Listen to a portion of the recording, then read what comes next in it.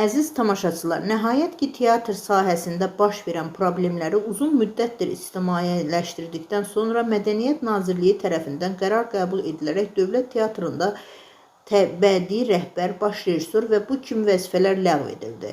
Baku Postası xəbər verir ki, bu sözləri əməkdar artist Mehriban Xanlarova bildirib. Onun sözlərinə görə bu addımın əsas məqsədi teatr sahəsində illərdir mövcud olan idarə etmə problemlərinin aradan qaldırılmasıdır. Xüsusilə Mehriban Ələkbərzadənin fəaliyyəti dövründə kollektivlə münasibətlər, yaradıcılıq mühiti və digər məsələlərlə bağlı ciddi narazılıqlar yaranmışdı. Nəticə etibarilə sistem dəyişdirildi. O vəzifəsindən azad olundu. Əgər vaxtında öz xoşu ilə ərizə yazaraq geçsəydi, bu qədər digər əməkdaşlarının işinə və çörəyinə təsir etməzdi.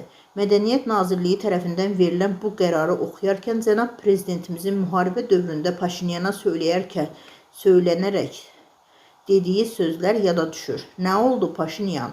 Yol çəkirdin Cəbrayla, rəqs edirdin. Nə oldu bəs status? Cəhənnəmə getdi status, görbagör oldu. Yoxdur status və olmayacaq. İndi isə demək istəyirəm, nə oldu Mehriban Ələkbərzadə? Teatrın içində islahatlar keçirəcəkdin. Bu yolda əlini daşın altına qoymuşdun. Lazım gəlsə başını da qoyacaqdın. Sənin hegemonluğuna qarşı çıxanlar haqqında nə edəcəklər ki, boyları qədər hoppanacaqlar söyləyirdin. İndi gördün nəyin ki, boyumuz, hətta səsimiz hara qədər çatır. Danışdığım bədii rəhbər, rejissor statusu görbagör oldu. Bir daha sübut olundu ki, vəzifə 5 günlükdür. Ən əsası isə odur ki, vəzifə insanı yüksəltmir. Əksinə, daşıdığı xarakterini və iç dünyasını açıb ortaya qoyaraq kim olduğunu göstərir. Mən heç zaman vəzifədən gedən insanın arxasınca danışmağı özümə yaraşdırmamışam. Kimə sözüm olubsa, vəzifədə olduğu dönəmdə demişəm. Çünki vəzifədən gedəndən sonra həmin insanın arxasınca şirə dönənləri sevmirəm.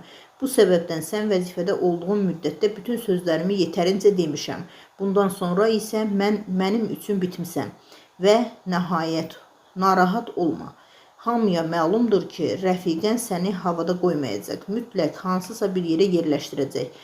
Bədii rəhbər olduğun dönəmdə ən böyük yeniliyin olaraq səhnəyə dəvə gətirməyin heç vaxt unudulmayacaq. Aygün Kazımovanın mahnısı ilə səni yola salırıq. Sağ salamat.